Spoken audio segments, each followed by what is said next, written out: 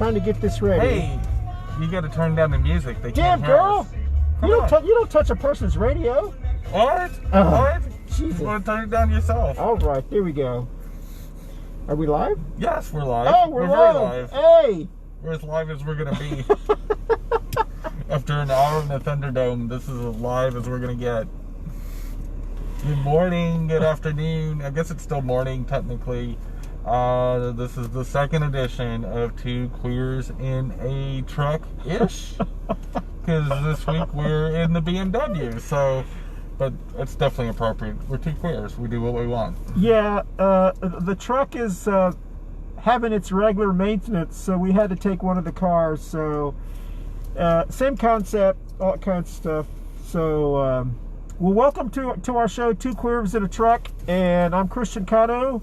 Jenny-Jaymes Gunn. Hello, how are you? We want to wish everyone Happy Pride. Happy Pride Month. It's Yeah. International Pride Month, of course, even though there's no prides going on, but pride's always in your heart, not in an event anyway. So it's more about getting out and helping communities. Yep. And you know, our pride started with, you know, the two first brick throwers, which was Sylvia Rivera and I just blanked on her name. I can see her face.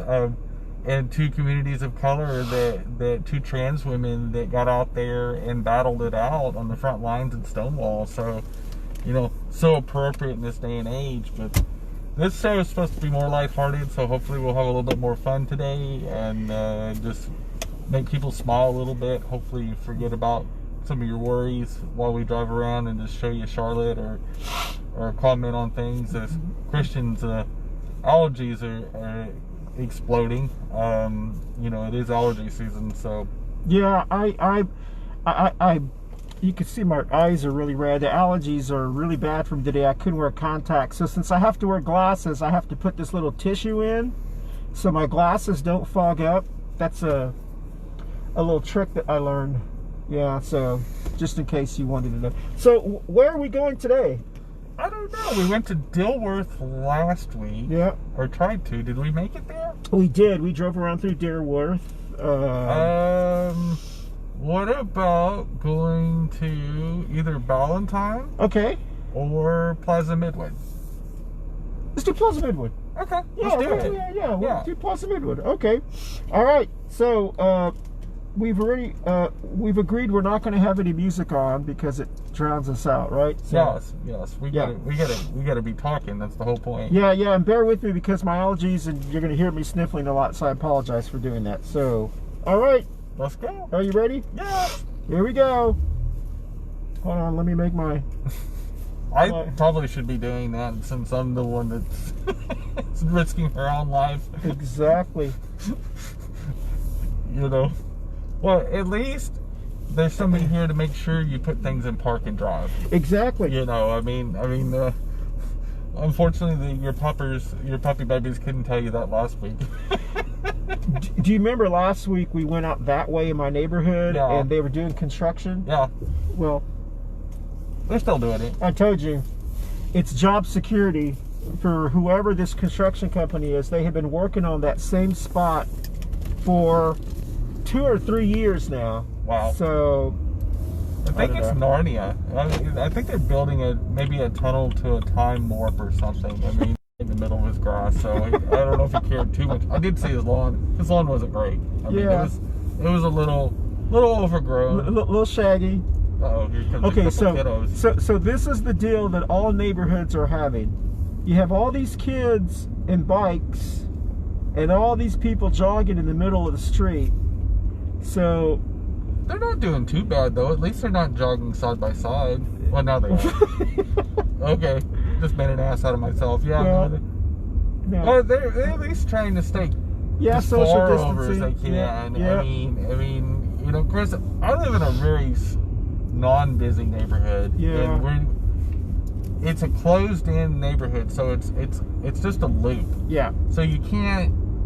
It doesn't go from neighborhood to neighborhood like a lot of Charlotte neighborhoods, which I think encourages faster driving because people cut through neighborhoods to avoid traffic, which is really a problem. So you have, I've been around the city enough to see some neighborhoods just are a gateway to get somewhere else. Yeah. And people drive extremely fast, and that was always my biggest fear, that a lot of pedestrians and kids were going to get run over during this pandemic. Mm-hmm. And even, well, now it's summertime, so even if school, if it'd been non-COVID times, Mm-hmm. you'd still have kids out right now. I mean, this is June, so I mean, there's no June school. So I think officially for Union County, I think yesterday would have been the official last day of school. So are they go? When are they? Do we know when they're going back, or? Well, I believe the date's set, but I'm not completely educated on that. Yeah. But I've heard it was mentioned that everybody was going to go back right after the Republican National Convention. Are they still having that? I don't know. I mean, of course, that policy was set before all the cancellation talks really got swung underway. I don't think it's going to happen here, which is cool. I think eventually what's going to happen, and they have been called out on it by enough people that said, y'all aren't compromising. You can't have it all your way and no the other way. So hopefully, I think they're wanting to do some of it in Atlanta, but Atlanta hasn't agreed to this. Yeah. And then Nashville maybe do some of it. I think what they're going to do is maybe some split stages, and do more of a remote convention, which is what, if they'd have just agreed to that in the first place and just brought a few hundred people here, and then did all the delegations remotely. Well, we had Cal Kirby on the show earlier, and we probably should have asked him, because he's one of the he's a delegate. One of the I think delegates. he said he was an alternate delegate or something like that. And my understanding is that they're going to have some of the convention here with like a reduced amount of people, but then the final night, which is the day that he gets the nomination, they're going to have it at some big rally somewhere else, like one of his regular rallies. Yeah, just not in Charlotte. Yeah, not in Charlotte. Oh, that's fine. Yeah. I mean, they can, if they were to do it at some place that was responsible. But they're not. I mean, but they're not. So he wants like a big rally, like in Jacksonville, Florida, or Alabama, or it's their convention. If they find somebody full enough to do it, and they're willing to do it, I hope that they do it somewhere outdoors. I don't think it makes sense to do it in an indoor venue. And that's what they kept insisting on, that they wanted to do it in Uptown, that they wanted to do it in an indoor venue, and they wanted to bring in 17,000 people into a crowded venue. Now, how in the hell does that make sense? Well, and it's the same reason why Pride canceled, is we can't bring, even to an open air venue like Uptown, you can't bring 200,000 people together in a gathering and not spread COVID like wildfire. There's just no way. I don't care what time of year it is. Okay. And the Republicans wouldn't back off that with us. They were, I think, and I'm glad the governor and the city of Charlotte dug their heels in and said, no, we're not going to do that. We can't sign off on that. That's not responsible. I'm just going to stop a little bit so we can share. I'm trying to be safety first, so... Get with me, since I don't have all of our computers here. I'm going to share our show. Let's see, that one there. Yeah, so we're making sure that we're promoting our show during our show. Exactly. Yeah. So this is how this is the height of professionalism. But what do you expect from a trash can show like two queers in a truck? Girl, if you are watching this, you got good taste. I mean, you got two fabulous human beings driving around Charlotte, playing on our devices, talking about the Republican National Convention, even though neither one of us are Republican. But I mean, it just felt it was very childish. Like it reminded me of something of a junior high kid. Just, I want my party and I want it a certain way, and if not, I'll take my party somewhere else. You're not the boss of me. And it was just so silly that a bunch of grown adults were trying to force feed something that made no logistical sense, that no other city's going to do. So wherever they do it at, they're not going to do a full-on convention there. No, they're not. And They're going to require them to do certain things, and they're not going to allow 17,000 people to crowd into one building. I feel sorry for the people that are involved with this. Yeah. If they do that, I mean, because the odds are of all 17,000 people coming to a convention, an indoor convention, even a short-term rally, and not having COVID is almost statistically impossible. Yeah. You know, and they could catch it on the way. Well, you know, and if they fly in somewhere, they could catch it in the airplane, the airports. Yeah. And you know, it's just like, you know, the Legionnaire's disease from years ago. We learned a lot about that, and it's like, it's just crazy. But well, one of the things that people haven't really talked about, I know that everyone's been talking about how not having the convention is going to hurt the economy, and it's going to hurt which isn't true. Hospitality business, and this, and yada, yada, yada. But what really we haven't talked about, it's really going to hurt the sex trade business.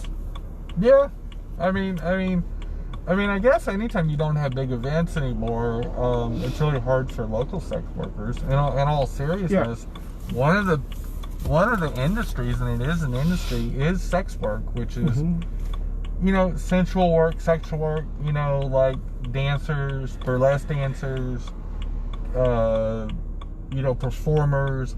And then people that actually do physical sex, whether it's BDSM or sex itself, has been greatly hurt because of social distancing. Yeah. So the only way sex workers have been able to work is do online cam work or do online shows. Like I've attended several burlesque shows recently online, and they're really good. I mean, they're fabulous. They're private shows. One of them was based out of New York, and they did this really cool Zoom call. And there were about 150 people that watched. Well, I mean, I was thinking more of the, we know that every time there is a Republican gathering, or not Republican, but conservative group, especially if it's more conservative evangelical or religious. Oh, yeah. We do know that whenever they have a gathering in a city, whether it's D.C. or wherever they go, that there is an increase in porn being watched on hotel rooms. We know there's an increase of activity at gay bars, escorts, and they actually have to bring strippers in from other cities just to keep up with the demand. Well, and they think a lot of them voluntarily do that because they know where the money's at. I mean, you know, I guess Missy G, aka Lindsey Graham, I wonder how she's going to do. Okay, all right, okay. Let's stop. Explain who. I didn't understand what that was all about. Who's okay? Tell us. So Lindsey Graham allegedly, it's not been proven yet. I don't know if the documents are out yet. They might be. I'm sure Anonymous might release this, which would be phenomenal if they do. Lindsey Graham, aka Missy G, which is her deep throat code name, just like Watergate. Goes by that term, and that's what all the male prostitutes, the male sex workers, dub her as Missy G. So that's the name that's the name they gave him. Yeah. Okay. Lindsey Graham. Lindsey Graham. Yeah, Okay. Lindsey Graham. Okay. Senate Republican from South Carolina. And so Missy G has them sign a non-disclosure agreement. Okay. So they are not allowed in any way, shape, or form to have sex with him for money and tell. Okay. So it's a no kiss and tell policy. But why would they follow that? Well, I'm sure it pays well. I mean, Lindsey Graham is a multi-millionaire. Okay. You know, and I'm sure. But wouldn't they make more money exposing him? Yeah, but then it'd be a one and done. Oh, you're right. Yeah. I mean, and no guarantee that would even be that scandalous. You know, I mean, the people that break scandals a lot of times don't make any money off it. You know, it's kind of like it. Just like Monica Lewinsky, it hurt her more than it helped her. It practically gave her a zero chance of any kind of normal career after that. And a lot of times, people involved with scandals end up being more of a social pariah or viewed as a social pariah. And you know, Lindsay being a conservative, being a very outspoken conservative, that the male prostitutes, the male sex workers that come forward, they're going to get intimidation put on them. They're going to get some thuggery and all kinds of hijinks done to them, because that's just what happens. Just like many of the women that testified against Kavanaugh got all kinds of threats and all kinds. Can you imagine how many homophobic redneck people from Lindsey Graham's home state are going to go after those sex workers? They're just they're gonna go. It's not after, worth it. I wouldn't do it. They're gonna go after them, and then they're gonna say, "Well, how much is it?" Yeah. Well, I'm sure that the quality. Oh my! I heard.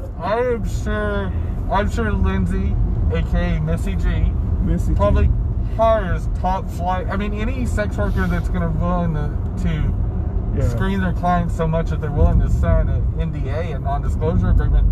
You're talking about top shelf. This is not the red light district type sex worker.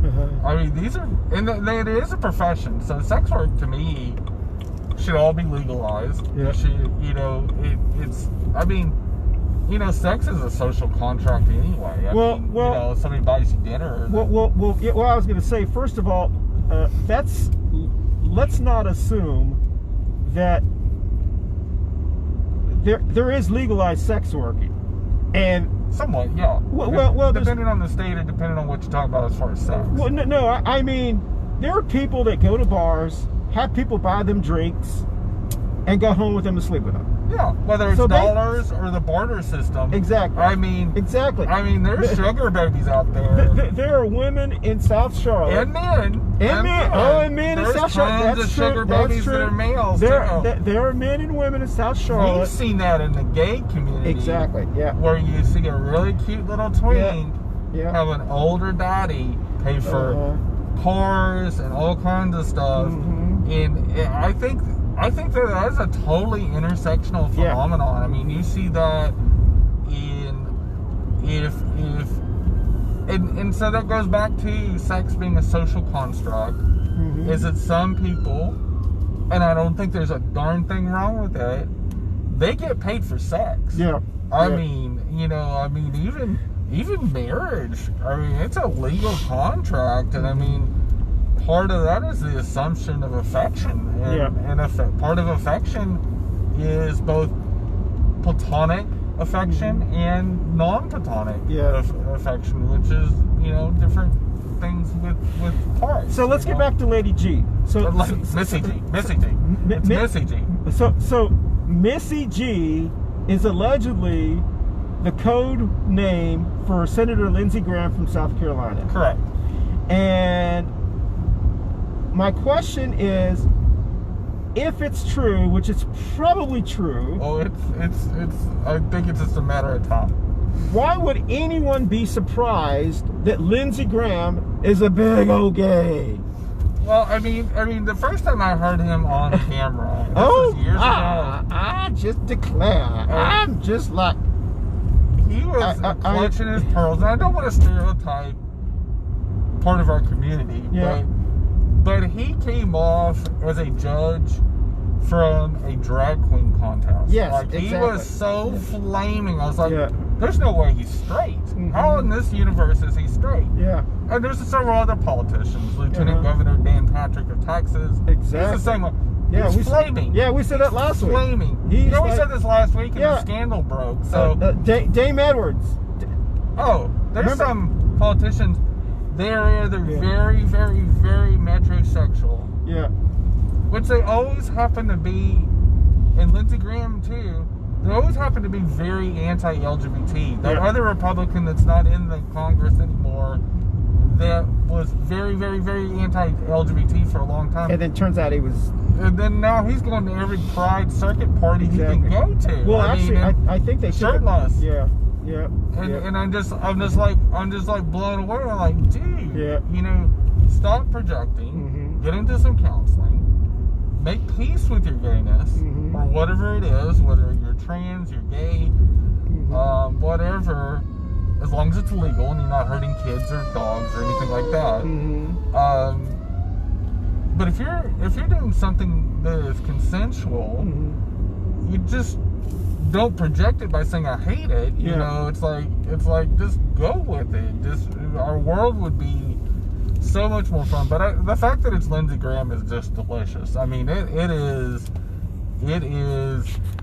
I always knew there was something about him, but I think the fact that his code name is Missy G. Well, that's what's so funny. But I don't know if you remember. There's a line from Will and Grace where Grace says, like, she's trying to check her gaydar or whatever, and she goes, "Oh, he's a mo, or whatever." So anyone who listens to Lindsey Graham, let's see. I mean, there's quite a few other ones. There's so, like Dan Patrick, like you said, the Lieutenant Governor, Dan Bishop, Congressman here in Charlotte, or part of Charlotte. Anytime you listen to them, they're like big drama queens. They're like, oh, I mean, it's like so. The whole argument, and I saw it creep up the other day. So I jumped on Tarek's deal. And you remember? Exactly. And the guy that told me called me a cupcake, which was hilarious. Yeah. That this was an openly gay conservative male that was calling me cupcake. So, which I'm not really a cupcake. I'm more of a princess myself. I'm a fashionista. You know, so if you're going to use a term of affection, use the right one. But this yahoo, you know, was trying to like, you know, talk down the Black Lives Matter movement and all this, and I'm like, it was a peaceful protest through South Park of mostly white people. I mean, when you looked at the video, and he was being so dramatic, like they were storming South Park. And again, of course, he was openly gay. He was on his Facebook page, and so, you know, everybody knew that. But I think eventually things reveal themselves. If you give things time, certain characters that have their 15 minutes of fame, you figure out later how jacked up they really are. You know, and that's why I'm not big into celebrity worship. Because eventually they're famous long enough that you realize most of them are not worth $10 worth of chemicals. So, speaking of that, I know you brought the person up, but we might as well talk about this person. So, you know, when we all first met Tariq, when he was running for office, and he was taking Kenny Smith's old position because Kenny Smith was running for mayor. Is it Tariq or is it Tark? I think it's Tariq. I don't know. Is it Tark? I thought it was Tark. Oh, I don't know. Anyway, well, that Tark guy. Or Tark. Bakari. Tariq Bakari. So, you know, when he was first running, he was trying to take Kenny Smith's old seat because Kenny Smith was running for mayor. And there was another guy that was running against him in the primary. And the establishment, not really establishment, but pretty much the Republican Party, they were sending emails out insinuating that Tariq was, you know, not a Christian, and that he was, you know, using his name like the Republicans did, or about Barack Obama, you know, insinuating that like he's a terrorist, and you know, and he you know, this. Well, of course he's not. But that was the messaging they were trying to do. So he really turned and tried to defend himself, and you know, and say, you know, he told the story about how his dad left him, and then he tried to distance himself away from his dad, who, I don't know, passed away or ran away, or I don't know exactly what happened. So he made a point to tell people that he got his name because his dad named him that. So he wasn't like, I'm proud of my name. It was like, well, I only got it because my dad named me. Anyway, make long story short, he got the endorsement from the Black Political Caucus because he kind of, you know, and used his name and all that kind of stuff. And then for a while there, he was pretty, like, moderate. He was, you know, as far as voting and how he got along with everyone else. But then something changed where I don't know if he made the decision that he wanted more attention, that he wasn't getting attention or something. And so then he started becoming really radical and really kind of crazy. Yeah, but I think it also, too, I'll tell you what happened is that he needed money to beat Gina. That's right. And so all the really nutty conservatives like Bishop, Bathroom Dan, exactly, jumped on his cause, but they're like, okay, you got to be more radical like us. And money has strings, and they spent an enormous amount of money. There's no way Gina was going to be able to compete with that. Yeah. And she still almost won. She gave him a run for his money, and that was the first time she ran for office. And it showed you how good her candidacy was and how scared they were, because she almost took that seat. Yeah. And so this year you've seen a different tone and tenor with him. Very I follow him different. on Facebook. Yep. And he's been all up in arms about the RNC being shut down here. And he's been very, very uncompromising on what he wants from the RNC. Yeah. He wants them to have a full-blown convention. He wants them to get what they want. And I'm like, you're in politics, dude. Yeah. You understand compromise moves us along. You can't have it all your way, especially when it interferes with public safety. And actually, this is more for the attendees. Yeah. I mean, honestly, where I live, I'm going to be 20 miles from this convention. I'm not going to go anywhere near that. Yeah. And so those 17,000 people, the people that are going to suffer the most are the people that attend the convention, which are the Republicans. Yeah. And what I don't understand is we're literally fighting to protect them from themselves. Exactly. Yeah. Which is the Crazy. Dumbest argument I've ever seen. I'm like, do y'all not understand the words that are coming out of our mouths saying we're in a pandemic and you still want to gather 17,000 people indoors, or there's no convention? We'll go somewhere else. We'll take our ball and go somewhere else. Yeah. Which I think is the shadiest move I've ever seen a political party do when it comes to conventions. I mean, what kind of whiny crybaby crap is that? But that's what they've turned into. Their whole thing has been turned into just whine enough, cry. I mean, and we talk about this all the time, how the Republican Party seems to just turn into a bunch of whiners, a bunch of wussies. That's all they do is complain. What happened to the rugged individualism? We'll figure it out. Yeah. If you'll work with us, we'll work with you. And I'm like, and they always talk about how great of a business people they are. And I'm going, well, obviously Trump's not a good businessman for a lot of reasons. But if he can't negotiate this deal properly, and if he can't step in as the host of The Apprentice / president, then maybe he's not as good of a businessman as he thought he was. I mean, because part of business contracts is negotiating. So needing to negotiate this contract should have been Trump's forte, and all he did was sit there and whine about it, when he could have just stepped in and said, okay, look, yeah, it makes sense. We don't have 17,000 people on the set of The Apprentice. We don't need to have 17,000 people at this convention. Yeah. We're in and Tarks and all these Republicans are big into technology, big into 5G, all this stuff, and why can't they have an electronic convention like the Democrats are going to have? They're going to have, the Democrats have already agreed they're going to have a scaled down convention. They're not going to have a full-blown convention. And it's crazy to have anything but a scaled down, made for... Most people are going to watch the convention from TV anyway. Yeah. So most Americans, including Republicans, are going to be watching it from the convenience of their home. So what does it matter if there's 17,000 people at the event or 150? Does it really matter? I mean, at the end of the day, they can still have the entertainment up on the stage. They can still have the dancing clowns. And this is for both parties. Both parties would be irresponsible to have a full-blown convention in the middle of a pandemic. It would be, I mean, even sporting events have all canceled and realigned themselves. NASCAR is running races with limited amount of crews and running around empty tracks, and we've all had to pivot. And so if you want to be considered a leader in a viable party, why be irresponsible? We're having a little technical adjustment here. Yes, I'm sorry. You're fine. I got it.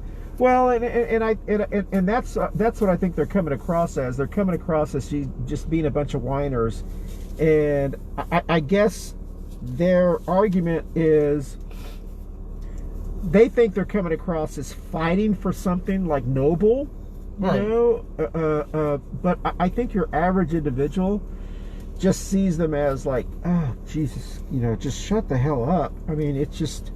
Well, I mean, it's self-centered. There's Yeah. no conventions themselves are performative parties that just promote what you're selling, which is Yeah. your candidate, or you know your suite of candidates. You know your national and your local and all that. You're promoting your brand, whether it's Republican or Democrat or whatever. So the convention itself is a made-for-TV event, and we have the big ones every 4 years for the presidential election, and it's just become. And you still can have the big TV event. Yeah. There's nothing that keeps him from not getting up on a stage with a big jumbotron behind him and all kinds of just hijinks and chicanery and all that.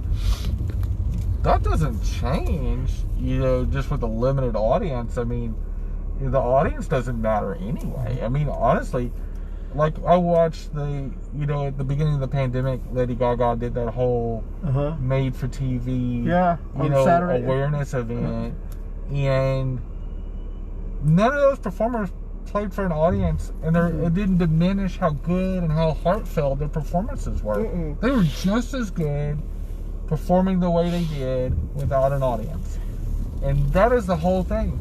If you can't turn on your charm without an ego stroke, you may be in this for the wrong reason. Yeah. Just saying. I mean, and I'll apply that to Joe Biden, our presumptive nominee. I think he's already secured the nomination.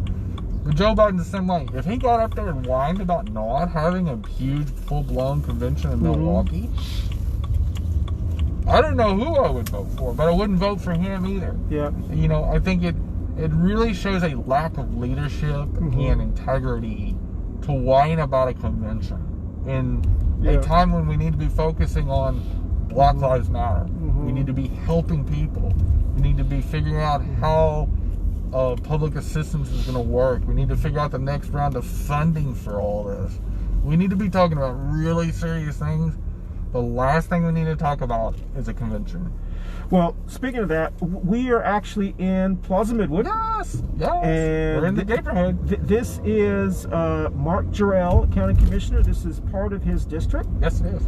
And so just thought I'd throw that out there. Absolutely, and it's a great neighborhood. It's Yes. very diverse. It's very mixed. It's very eclectic. It's growing. There has been a lot of gentrification. You know, it's sad to see some of the older, cooler, funkier buildings going away. I mean, you know, back that way, there's a lot of new commercial growth, but it's come at the price of the old history of Charlotte. That's the one thing that I felt weird. So when I moved here from a city that wasn't that old, that really didn't start growing till after World War II, and was founded, I think, in 1890. So it wasn't very old. This city's over 250 years old. Yeah. It is older than the United States. And I don't see the history. I mean, it looks like it's been torn down and rebuilt 4 or 5 or 6 times. Yeah, there's not a lot of history. It's sad. They tear down everything new and they rebuild on top of it. And they make it look like the old stuff. Yeah, So exactly. that's the thing. I do love the colonial style, like all those houses off Providence Road. Yeah. I totally dig the colonial aesthetic, because you're just like me. We're both from Texas. Yeah. That style, that East Coast colonial style, was not a style that aesthetic you saw in Texas. Yeah. It wasn't common, at least. And these colonials and dormers and all these type of style of architecture, to me, is very quaint, very cool. I love it. It makes me think I'm living in Washington, D.C. or Philadelphia or all the places I think of that would have a colonial style home. I don't know why, you know, but I guess it's why we have the problems we do. We don't respect what is here. Yeah. You know. So we are on Central Avenue, which is very diverse. We kind of past Plaza Midwood, kind of on the end. This is all a very diverse Doesn't area. Midwood go all the way to 74? That way, yes. Oh, okay, yeah. Yeah, I don't know which way I'm going. Yeah, 74 is that way. I think this might still be Plaza Midwood. I think it is. Yeah, it's so we're coming up here to East Boulevard or East. I guess it's East.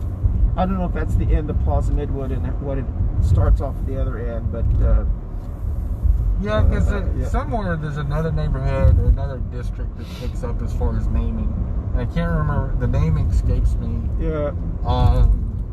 It's a lot less commercial. You see fewer and fewer businesses. A lot of empty commercial properties. And then, by the time you get over here, I think it almost is exclusively neighborhoods once you get past Eastway.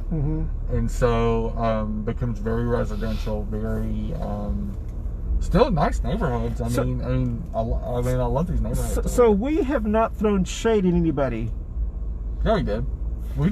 We talked about Lindsey Graham. Tariq. We've dropped a bomb on Tariq Park, and the whole RNC. I mean, we've been bombing them. Pretty deal. I mean, we started to talk about the city of Charlotte and the gentrification too. I think that's quite a bit of shade, but I mean,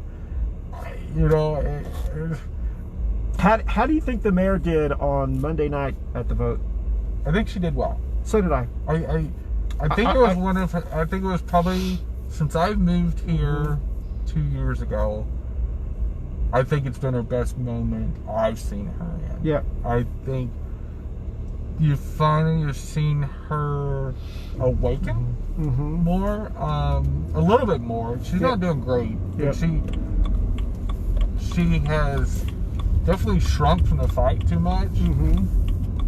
I think this is the first time I've seen her actually step up. Yes.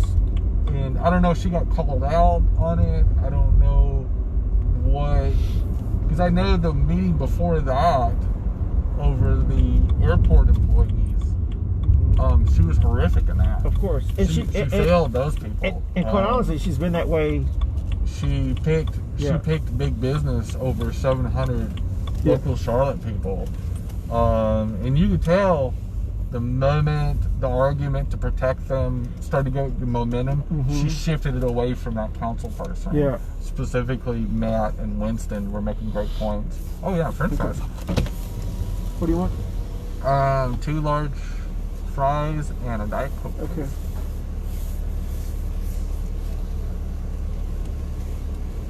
But yeah, I mean, I think the battles of equity in this community. Hi, can I get 2 large fries, a Diet Coke, a McDouble, a McChicken? I'm sorry. We got a large fries. You get a medium. Well, how about 4 small fries, Okay. a McDouble, Okay. a McChicken, Okay. a 4-piece McNugget, What kind of sauce? no sauce, Okay. a large Diet Coke, and a large unsweet iced tea. Okay, first one then. Thank you. So what they not have? Large fries. How can you not have large fries? So I got 4 small fries. They didn't have medium? Oh, they have baskets of fries. Oh, I should have done that. Oh well. I'll change it. Okay. When I get up there. Well, I wonder why she didn't say something, because it's like right on there. It's called double coverage. Yeah. That's hilarious.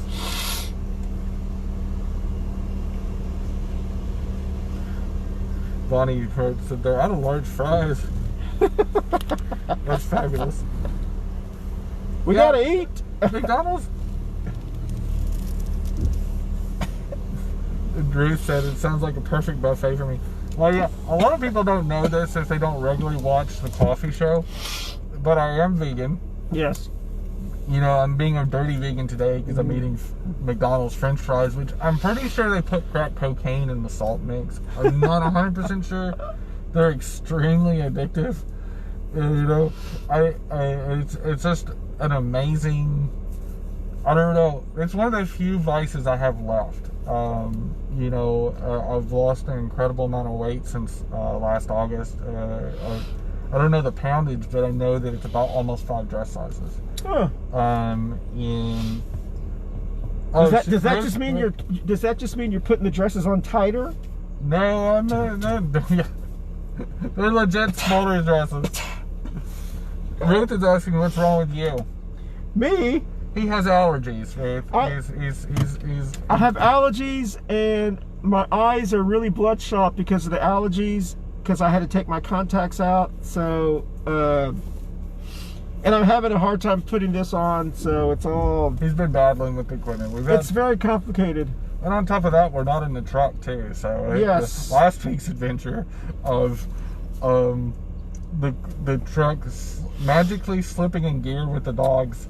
So the truck is getting some TLC right now, and so we are two queers in a BMW right now, which is just as funny. In fact, it's actually more ironic that we're in a BMW. I mean, how fabulous is that? I mean, it's a beautiful car. 2 queers in a Porsche. We should have done 2 queers in a Porsche. Next week we'll do 2 queers in a Porsche. Unless we get Kyle to come on, because he ain't fitting in the Porsche. He ain't fitting in the Porsche. He's a big man. He's a big man. He's got a dad bod. Don't forget. What's our promise? He looks good. You have a promise and I have a promise. Yes. Okay. No, I'm not making fun of his weight. I think he looks good. Okay, hold on. Let me change this. Ma'am, do you have the fry basket? Yeah. Okay, can I also get a fry basket? Okay, you want to add on a fry basket? Yes, ma'am. Anything else? That's it. All right. So Ruth says we have some vapor rub for you. The vapor rub does fix everything. No, thank you. But it's for my eyes. There's something. Look at yours. Don't be a wimp. There's something that just bloomed that is not agreeing with me, and I happens 3 times a year. Three times. Traced. Not one. You actually sound less Latinx when you try to say Spanish words. I've noticed that. I end up sounding like John Wayne or something if I try to speak Spanish. The same way I took French in high school and I heard the playback of my voice, I sounded terrible. I was not meant to speak another language. I barely can speak English actually. It's every other word is a curse word, which I promised last week to not use, specifically 2 really naughty words, which I've done a good job. I didn't even use an F-bomb during the earlier show. No. I mean, I was pretty well behaved. You're very today. good. Very good. It hurts. I'm going to tell you, that was a big sacrifice. And you've done a lot better. You have not slurred anybody's appearance in either show today. Thank you. That was impressive. Thank you. Because I don't know if you've ever gone 2 episodes in a row without making fun of somebody. I'm just saying. I mean, we did throw some shade about Missy G, but it was more about her mannerisms. Yes. Because Lindsey Graham is a queen. Lindsey Graham is a full-on queen. It is a queen? I mean, a queen? It is a queen. It is hilarious. Yeah, Lindsay's a queen. Yes, ma'am. Thank you. And you know, some of the people watching, if you normally, because this show is still titled under the coffee deal, if you were expecting a coffee show and talking about local Charlotte stuff, you're going to be greatly disappointed. This is more about 2 flaming. That's it. Thank you. Queers throwing shade about everybody driving around in the greater Charlotte area. We definitely, another really pretty part of town I'd love to go over there is the west part, especially when you get out towards the water. Okay. We'll have to do that sometime. What west part? You mean? Well, when you go out past like Tryon and all that. Oh, you mean like Lake Wiley? Yeah, we don't have to go quite that far. Oh, But okay. even there's a really pretty, I think it's a city park or a county park. Oh, okay. And you go out. I'll have to map it out Yeah, sometime yeah. because it is a fabulous view. Uh-huh. It's you know, Charlotte is Well, yeah. I mean, there's so many beautiful areas of Charlotte. I mean, it's Absolutely. just, Charlotte is a beautiful city. The problem is, only certain parts of the city is really taken care of, as far as like we noticed up on Colony Road or Providence Road. Only certain parts of the city are manicured as well as. we're in the Plaza Midwood Gator area. So we went to in Pride Month. We went to primarily the neighborhood. Yeah, as that's it's called. Mm-hmm. You know, and some cities have more well-defined neighborhoods than others, Mm-hmm. but Charlotte's probably unofficial neighborhood is Plaza Midwood. I Yep. mean, if you ride around, you'll see more rainbow flags in that neighborhood. Uh-huh. You see a lot of Pride. Pride's headquarters is based in Plaza Midwood. Mm-hmm. I don't know why we don't have the parade down in Plaza Midwood, which Yeah, I've never quite interesting. understood that. Yeah. But I guess maybe they're afraid that Central Avenue wouldn't be able to support it the way Uptown would. Why? I don't know. Yeah. I don't know. You'd have a lot more businesses that would be visited and stuff, you would think. I don't know if Or they- maybe they think because it's uptown, that's the place to be. I guess. There's a glamour and a glitz to our Uptown. I mean, our Uptown is beautiful. Yeah. I mean, of course it is. Yeah. There is, you know, and you have the large parking garages, you know, so if you're going to bring 200,000 people to an event, it does have the infrastructure for people to park. Yeah. I don't know where they would park in Plaza Midwood. Yeah, that's a good point. So that's that a good would, point. Yeah. So it's probably, I think part of it's probably the glamour, Uh-huh. and part of it is probably because Charlotte Pride has grown into the largest event of the year for Charlotte. Yeah. Yeah. And it is a phenomenon. I mean, the city really does support. I mean, and when I say the city, I mean the whole culture, Mm-hmm. businesses, nonprofits. You see political parties out there. Mm-hmm. Everybody but the Republicans. The Republicans are the only ones that consistently don't have a booth out there. Yeah, that's right, yeah. And I'm shocked that even the young Republicans won't march in the Pride Parade. Yeah. I'm That's disappointed unfortunate. Yeah. because it doesn't mean that you have to be gay to be involved with Mm-mm. Charlotte Pride. No. You know, you can be an ally too. Yep. Yeah, well, but I mean, I agree. I mean, I mean, we've all said this before that I miss the Republican Party. I miss I miss that nice, friendly disagreement of our conversations and so forth. Where, But do you think it was just a hug and a punch though? I mean, because you look at Reagan's policies that were very anti-LGBT. yes, And I mean, extremely anti-LGBT. And he was the big reason. His policies were the big reason why we had such a horrific pandemic with HIV. yeah, This administration was completely against sex education, completely against research. We were more preoccupied on the Soviet Union and not taking care of people at home. Sounds familiar. yeah. But I don't think the Republican Party has ever been caring. I mean, they created the war on drugs. They created, you know, so much. You know, the 9/11 Wars for Profit was primarily a Republican, you know, driven thing. And you can't keep going to the well and promoting violence Yeah. and promoting segregation and then say they were ever sane. And the last 50 years of Republicanism has been primarily suited towards the deal. Now, the Democrats have failed on a lot of this too. I mean, every Democrat in the Congress voted for the 9/11 Wars for Profit, except for one. Yeah. I mean, and she was the lone holdout, and everybody else just voted it right in. And Well, I think that's what's gotten us in trouble. But I think if we were talking to a lifelong Republican, or at least a Republican who has been a registered following the Republican Party since Reagan, let's say for an example, Yeah. if we followed someone like that, I think their perspective and their lens on how they view their party obviously is completely different than how we view our party. Absolutely. I think that we put too much. I think the things that we think that they focused on, they don't see themselves as focusing on those. They see themselves as, I didn't really care about your sexual preference. I don't really care about, not sexual preference, sexual orientation. I didn't really care about that kind of stuff. They see themselves as really just focusing on certain issues. All the other stuff is some of the other radical people in their party. You know what I mean?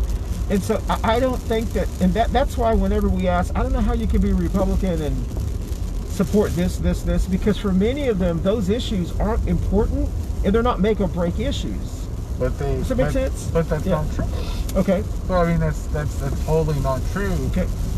Conservatives in general, which make up the bulk of the Republican Party, they've cared about that for a long time.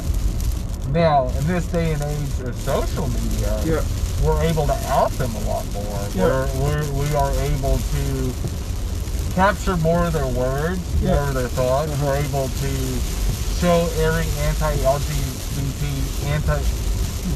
legislation that comes up in every state house, and we're able to isolate the fact that in the first few months of 2020, 44 anti-LGBT bills got put on the docket in their first 40 days of this year. Okay.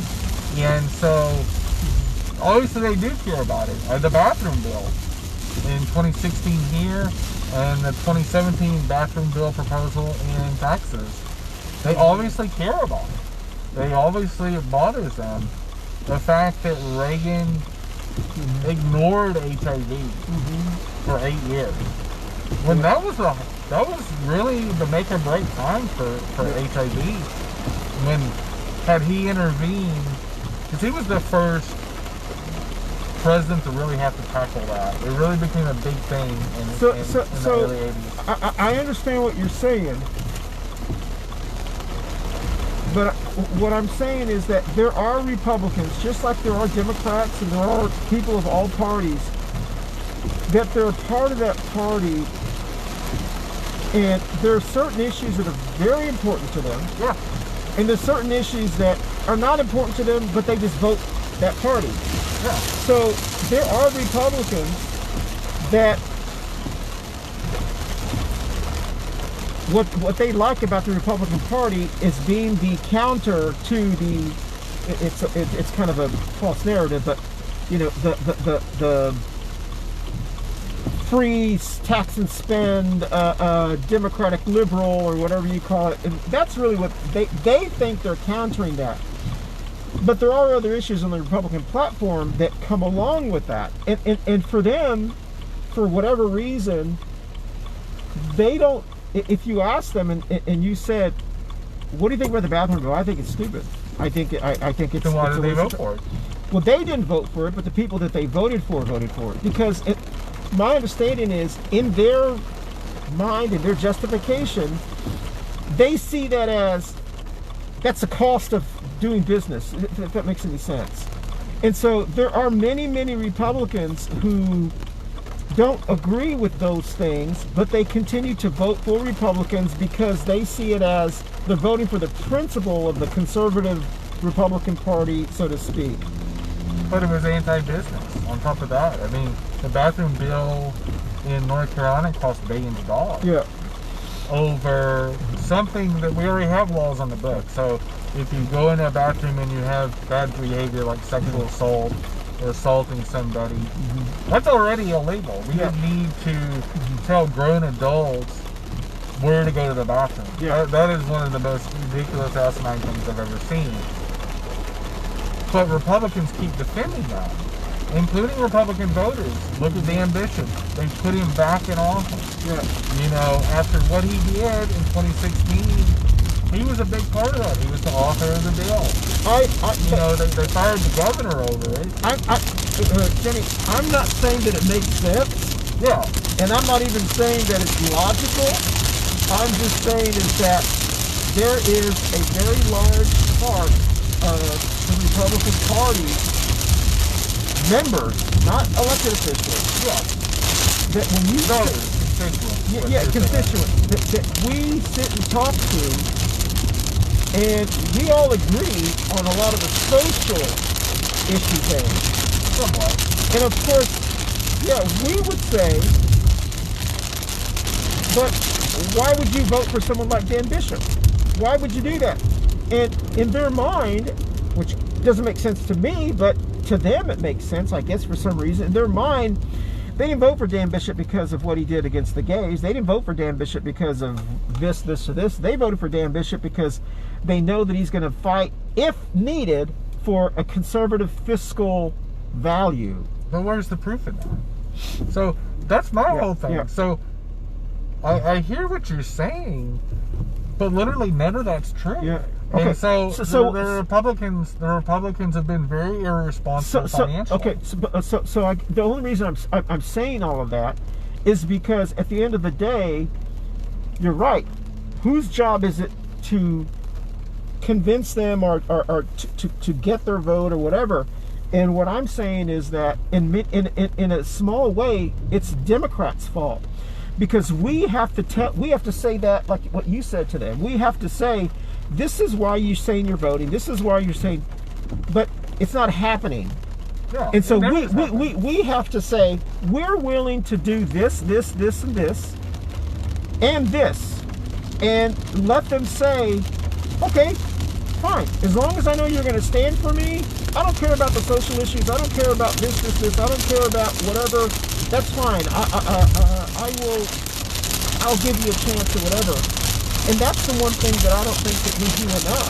Is because I think we don't build on our successors. So, Clinton actually balanced the budget. Yeah. After 12 years of irresponsible military spending by Reagan Bush. Same thing with Barack Obama. Obama inherited a country with out of the size war spending and very irresponsible spending in general from President Bush. And in both cases, it's been Democrats coming in and rescuing our country from black Republican doggy. Yeah. That goes back to 1980. Yeah. And they talk about economy, they talk about responsible government spending. They've literally done none of that since 1980. Every Republican president has been a tax and spend person. And we've got to do a good enough job have had telling to people that. clean that up. Yeah. And what was one of Clinton's big taglines? Yeah. It's the economy stupid. Yeah. George Bush Sr. and Reagan destroyed this economy. They did not rescue this economy. It was still double digits. Okay, so this is what I'm saying, and you and I have had this conversation many times. But what I'm saying is, so for an example, when Dan Bishop was proposing the bathroom bill, it was attacked by the LGBT community, by our community, as homophobic, as it was attacked from our lenses. Right. Our lenses have absolutely no impact on a moderate Republican or a fiscal Republican. Those issues are not important. They're important to us, and they may. But here's the problem: is that how you word things is the problem. No. There is no physical responsible Republican. Oh, okay. All right. But there is no. Okay. Well, they believe they are.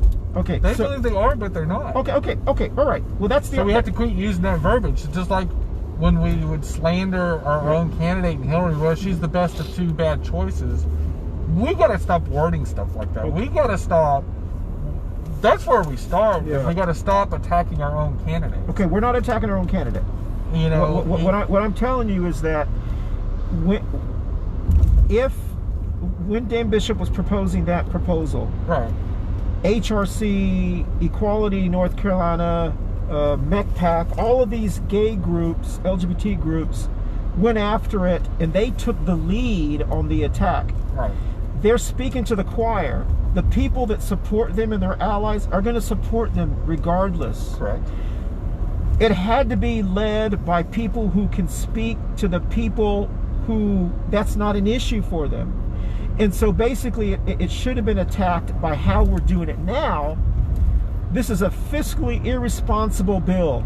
It is hurting our economy. It is creating big government. If we had approached it from that angle. Well, I don't know. See, I don't know how it got debated here. Yeah. I know how it got debated in Texas. Yeah. And that's how it got debated was the Texas State Chamber of Commerce president And that's fight against it. Well, that's exactly how we should have Every attacked it here. police chief, Yeah. including the state police chief, Yeah. testified against it. We're not. Our jobs are not to police the bathroom. Exactly. This is irresponsible. How do you police the bathroom? But I think you know, but I think are we're you gonna start body cavity searching people. You know. But I think we're saying the same thing. I mean, and we did not do that here, and because there are some times, and sometimes sometimes our gay community, our LGBT community, we feel like we have to be the lead on every single fight that's about LGBTQ. We have to be involved because it impacts us. Right. But strategically, sometimes we need other people to take the lead on our issue. Well, again, I don't know who. Yeah. I didn't follow. I didn't know about the bathroom bill here till it had already been approved. Yeah. And so all of a sudden, overnight, I saw this thing that happened in North Carolina, and like a pit in my stomach hit me. It's like, oh my gosh. You know, it was one of those really shady things. But you also had a Republican supermajority at that time in the state house, which has been broken, and now we have a Democratic governor. Yeah. Which, at the end of the day, that's why McCrory got fired. Yeah. Well. And so obviously voters do care about it when it becomes an issue, and I think. Yeah. Well, I think they just had the supermajority and they had a Republican governor at the time, and it didn't matter what we argued at that time. It was gonna pass through because it was a big hot button with McCrory. It was a big hot button with Republicans because they'd already lost on marriage equality. Yeah. So the next shift they had was against the transgender community. Yeah. They're like, we can't win this one anymore for a while. Well, I mean, the Supreme Court's spoken. Yeah. So then they shifted and go, well, the transgender has very little support, or at least they thought. Yeah. And they found out wrong. They gambled and lost. I don't think anybody knew it was going to be that big of an economic impact. I think at the end of the day, Republicans and Democrats, and even the LGBT lobbyists, I don't think we ever knew it was going to blow up that bad. I think they thought they were going to pass it and it was just going to go on. I don't think that the Republican Party knew it was going to blow up in their face the way it did. It made them a laughing stock. It was embarrassing. Well, I think that because Charlotte was not North Carolina was not the first state where this was being proposed. Yeah, it was. Actually, was. No, it wasn't. It was proposed in other states before it was. It was proposed in Charlotte even before this.